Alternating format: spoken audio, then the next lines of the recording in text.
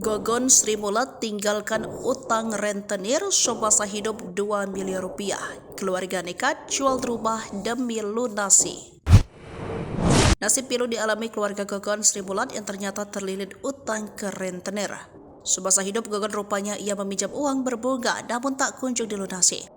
Akhirnya keluarga Gogon harus merelakan rumah mewahnya dijual. Keluarga Gogon Sri Mulat kini harus lunasi utang 2 miliar rupiah. Rumah megah mendiang yang dibangun di Boyolali, Jawa Tengah pun kini dijual.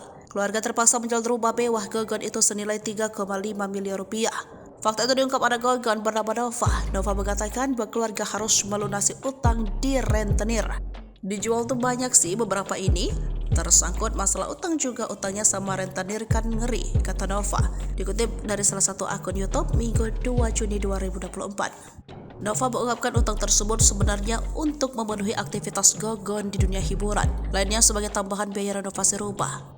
Nova menambahkan pinjaman awal hanya 1 miliar namun bunganya telah membengkak hingga mencapai 2 miliar rupiah lebih. Sehingga hal ini memaksa mereka untuk menjual rumah tersebut. Pinjaman 1 miliar kalau dihitung dengan bunganya sudah 2 miliar lebih, terangnya. Nova bahkan mengaku pasrah jika tidak memiliki uang untuk melunasi utang tersebut. Ia juga merasakan bunga yang diberikan rentenir sangat memberatkan keluarganya. Kita akhirnya ngomong kekeluargaan, kalau mau ke ranah hukum ya silakan, namanya rentenir gitu, nekak gula, ungkap Nova.